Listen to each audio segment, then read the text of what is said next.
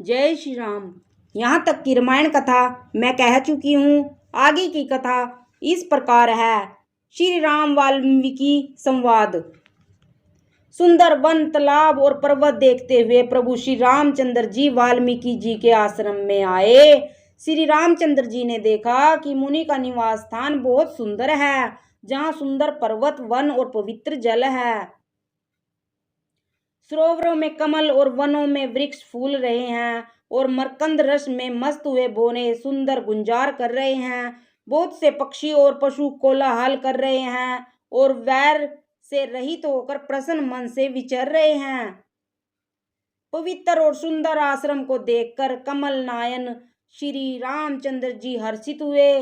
रघुश्रेष्ठ श्री राम जी का आगमन सुनकर मुनि वाल्मीकि जी उन्हें लेने के लिए आगे आए। श्री रामचंद्र जी ने मुनि को दंडवत किया। विप्र श्रेष्ठ मुनि ने उन्हें आशीर्वाद दिया। श्री रामचंद्र जी की छवि देखकर मुनि के नेत्र शीतल हो गए। सम्मान पूर्वक मुनि उन्हें आश्रम में ले आए।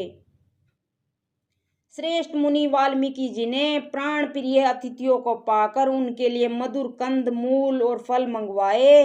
श्री सीता जी, लक्ष्मण जी और रामचंद्र जी ने फलों को खाया। तब मुनि ने उनको सुंदर स्थान बतला दिए। मुनि श्री राम जी के पास बैठे और उनकी मंगल मूर्ति को नेत्रों से देखकर वाल्मीकि जी के मन में बड़ा भारी आनंद हो रहा है। तब श्री रघुनाथ जी कमल सदृश हाथों को जोड़कर कानों को सुख देने वाले मधुर वचन बोले। हे मुनिनाथ, आप त्रिकालदर्शी हैं। संपूर्ण विश्व आपके लिए हथेली पर रखे हुए बेर के समान है। प्रभु श्री रामचंद्र जी ने ऐसा कहकर फिर जिस जिस प्रकार से रानी के कई ने वनवास दिया, वह सब कथा विस्तार से सुनाई। हे प्रभु, पिता की आज्ञा, माता का हित और भरत जैसे भाई का राजा होना और फिर मुझे आपके दर्शन होना, यह सब मेरे पुण्यों का प्रभाव है। हे मुनिराज, आपके चरणों का दर्शन करने से आज हमारे पुण्य सफल हो गए। अब जहाँ आपकी आज्ञा हो और जहाँ कोई भी मुनि उद्वेग को प्राप्त ना हो, क्योंकि जिनसे मुनि और तपस्वी दुख पाते हैं वे राजा बिना अग्नि के ही जल भरकर भस्म हो जाते हैं। ब्राह्मणों का संतोष सब मंगलों की जड़ है और भूदेव ब्राह्मणों का क्रोध करोड़ों कुलों को भस्म कर देता है। ऐसा हृदय में समझकर वह स्थान बतलाइए जहां मैं लक्ष्मण और सीता सहित जाऊं और वहां सुंदर पत्तों और घास की कुटी बनाकर हे दयालु कुछ समय निवास करूं। श्री राम जी की सहज ही सरल वाणी सुनकर ज्ञानी मुनि वाल्मीकि बोले, धन्य धन्य हे रघुकुल के ध्वजा स्वरूप, आप ऐसा क्यों ना कहेंगे। आप सदैव वेद की मर्यादा का पालन करते हैं। हे राम, आप वेद की मर्यादा के रक्षक जगदीश्वर हैं और जानकी जी माया हैं, जो कृपा के भंडार आपका रुख पाकर जगत का सृजन, पालन और संहार करते हैं। जो हजार मस्तक वाले सर्पों के स्वामी और पृथ्वी को अपने सिर पर धारण करने वाले हैं, वही चराचर के स्वामी शेष जी लक्ष्मण हैं। देवताओं के कार्य के लिए आप राजा का शरीर धारण करके दुष्ट राक्षसों की सेना का नाश करने के लिए चले हैं। हे राम, आपका स्वरूप वाणी के अगोचर, बुद्धि से परे और व्यक्त, अकथनीय और अपार है। वेद निरंतर उसका नेति नेति कहकर वर्णन करते हैं। हे राम, जगत सदृश्य हैं, आप उसके देखने वाले हैं। आप ब्रह्मा, विष्णु और शंकर को भी नचाने वाले हैं। जब वे भी आपके मर्म को नहीं जानते, तब और कौन आपको जानने वाला है। वही आपको जानता है जिसे आप जना देते हैं और जानते ही वह आपका ही स्वरूप बन जाता है। हे रघुनंदन, हे भक्तों के हृदय को शीतल करने वाले चंदन, आपकी ही कृपा से भक्त आपको जान पाते हैं। आपकी दे चित्त आनंदमयी है और सब विकारों से रहित है। इस रहस्य को अधिकारी पुरुष ही जानते हैं। आपने देवता और संतों के कार्य के लिए नर शरीर धारण किया है और प्राकृत के तत्वों से निर्मित देह वाले राजाओं की तरह से कहते और करते हैं। हे राम, आपके चित्रों को देख और सुनकर मूर्ख लोग तो मोह को प्राप्त होते हैं और ज्ञानी जन सुखी होते हैं। आप जो कुछ कहते हैं करते हैं वह सब सत्य ही है, क्योंकि जैसा स्वांग भरे वैसा ही नाचना भी तो चाहिए।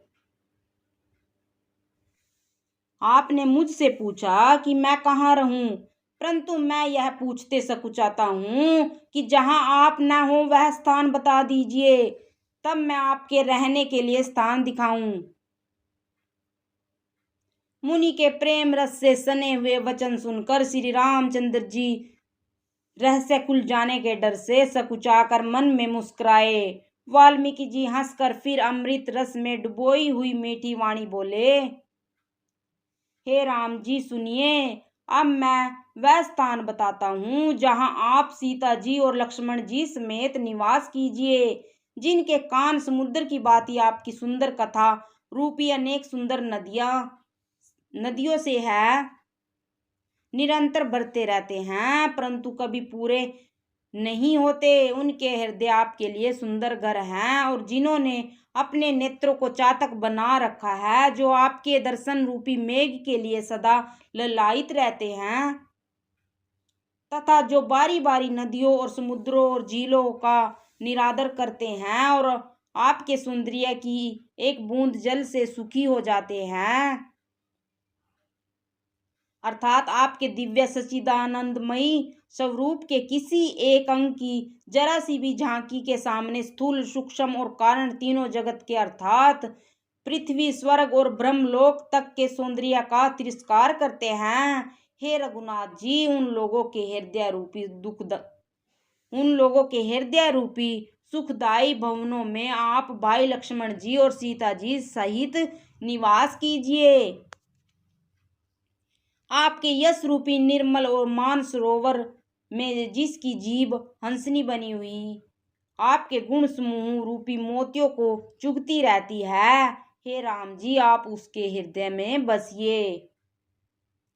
जिसकी नासिका प्रभु के पवित्र सुगंधित सुंदर प्रसाद को नित्य आदर के साथ ग्रहण करती है और जो आपको अर्पण करके भोजन करते हैं और आपके प्रसाद रूप की ही वस्त्राभूषण धारण करते हैं, जिनके मस्तक देवता गुरु और ब्राह्मणों को देखकर बड़ी नम्रता के साथ प्रेम सहित झुक जाते हैं, जिनके हाथ नित्य ही रामचंद्र जी के चरणों की पूजा करते हैं और जिनके हृदय में श्री रामचंद्र जी का ही भरोसा है, दूसरा नहीं, तथा जिनके चरण श्री रामचंद्र जी के तीर्थों में चलकर जाते हैं, हे राम जी आप उनके मन में निवास कीजिए, जो नित्य आपके राम नाम रूप मंत्र राज को जपते हैं और परिवार सहित आपकी पूजा करते हैं, जो अनेक प्रकार से तर्पण तथा हवन करते हैं और ब्राह्मणों को भोजन कराकर बहुत दान देते हैं, तथा जो गुरु के हृदय में आपसे भी अधिक जानकर सर्व भाव से सम्मान करके उनकी सेवा करते हैं और ये सब कर्म करके सबका एकमात्र यही फल मांगते हैं कि श्री रामचंद्र जी के चरणों में हमारी प्रीति हो। उन लोगों के मन रूपी मंदिरों में सीता जी और रघुकुल को आनंदित करने वाले आप दोनों बसिए, जिनके न तो काम क्रोध मद अभिमान और मोहन है, न लोभ और न क्षोभ है, न राग है, न द्वेष है और न कपट दंभ और माया ही है। हे रघुकुल आप उनके हृदय में निवास कीजिए, जो सबके प्रिय सबका हित करने वाले हैं, जिन्हें दुख और सुख तथा प्रशंसा और गाली समान है, जो विचार कर सत्य और प्रिय वचन बोलते हैं तथा जो जागते सोते आपकी शरण हैं और आपको छोड़कर जिनके दूसरे कोई गति नहीं है, हे राम जी आप उनके मन में बसिए, जो पराई स्त्री को जन्म देने वाली माता के समान जानते हैं और पराया धन जिन्हें विष से भी भारी विष है, जो दूसरे की संपत्ति देखकर हर्षित होते हैं और दूसरे की विपत्ति देखकर विशेष रूप से दुखी होते हैं, और हे राम जी जिन्हें आप प्राणों के समान प्यारे हैं, उनके मन आपके रहने योग्य शुभ भवन हैं।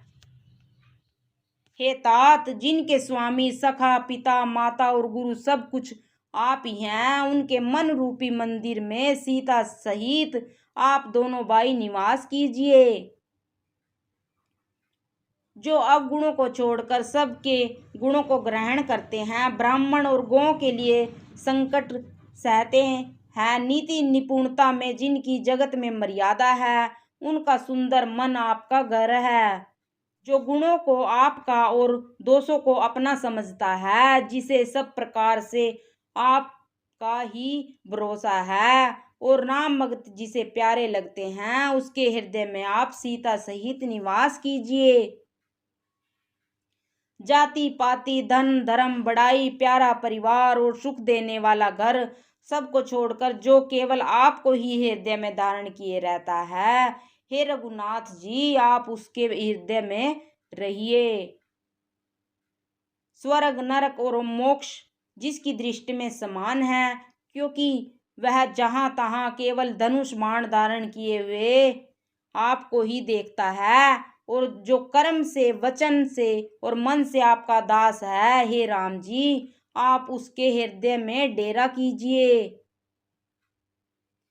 जिसको कभी कुछ भी नहीं चाहिए और जिसका आपसे स्वाभाविक प्रेम है, आप उसके मन में निरंतर निवास कीजिए, वह आपका अपना घर है।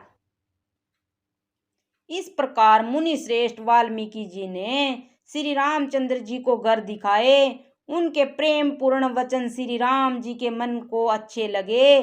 फिर मुनि ने कहा, हे सूर्यकुल के स्वामी सुनिए, अब मैं इस समय के लिए सुखदायक आश्रम कहता हूँ। आप चित्रकूट पर्वत पर निवास कीजिए, वहाँ आपके लिए सब प्रकार की सुविधा है। सुहाना पर्वत है और सुंदर वन है, वह हाथी सिंह हिरण और पक्षियों का विहार स्थल है। वहाँ पवित्र नदी है जिसकी पुराणों ने प्रशंसा की है, जिसको अत्रि ऋषि की पत्नी अनुसुईया जी अपने तपोबल से लाई थी। वह गंगा जी की धारा है, उसका मंदाकिनी नाम है। वह सब पाप रूपी बालकों को खा डालने के लिए डाकिनी रूप है।